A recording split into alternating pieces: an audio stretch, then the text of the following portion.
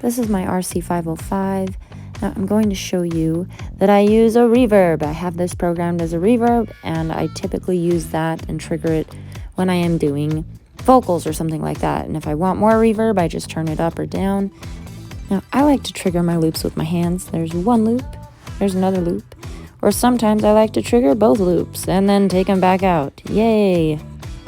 Here we have the Nectar Pacer. Shout out to Ben Rollins for recommending this on YouTube. And I have it set to record an overdub, but since this is already played or it's already recorded, it's just playing and overdubbing.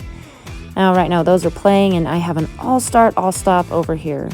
I'm not gonna lie, even with all the YouTube videos, I was close to crying a couple of different times trying to program this because I couldn't figure out why it wasn't working.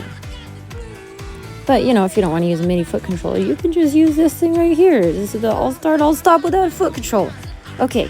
Now we have the output level, instrument level, and mic level. I keep the mic level a little bit lower so that it doesn't pick up extra room noise when I'm doing my vocals or my beatboxing. So we have this here. Now, I have a second layer programmed on the Nectar Pacer so that it will just play and stop different tracks. And I do this for specific songs. I still have an all start, all stop. Isn't that cool? Taking things away and putting them back in. Hands-free. Cool. Now here we have the Boss OC3. This is what gives me my bass tones when I don't have a bass. And here we have the mic mute. It's always set to mute until I step on it. So I step on it whenever I'm going to do vocals or I'm going to do beatboxing. And where it's always muted, it mutes out things like the clickety-clack of me stepping all over this Line 6 Pod Go, which I bought because I was too cheap to buy a Kemper or a Line 6 floor. Haha, that's my vocal processor. We can get into that later. Now here I'm going to do a silent demo.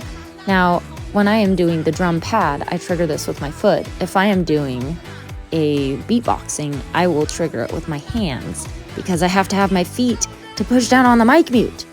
That's fun, isn't it?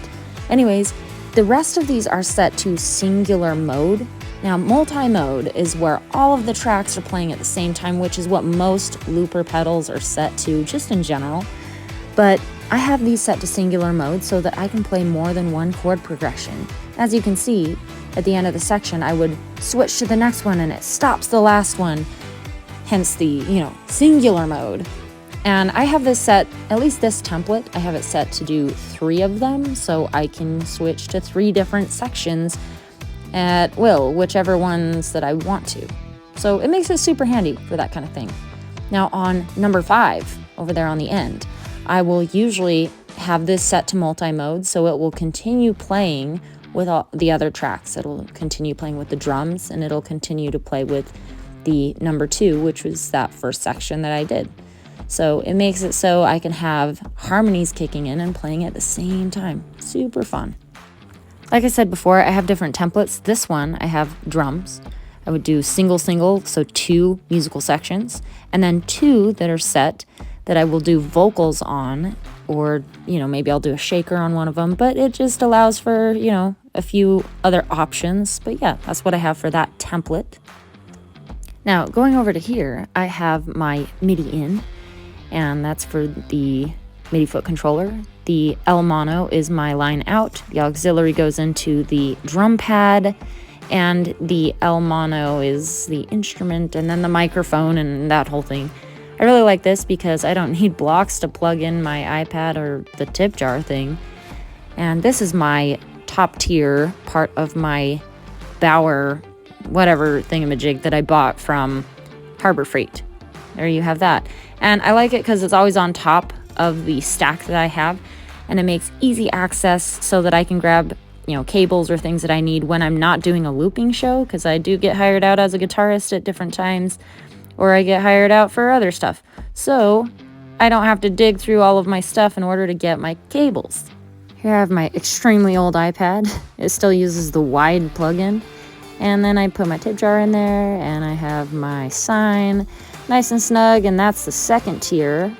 And then we have the Nectar Pacer with the bass octaver, because those two go together.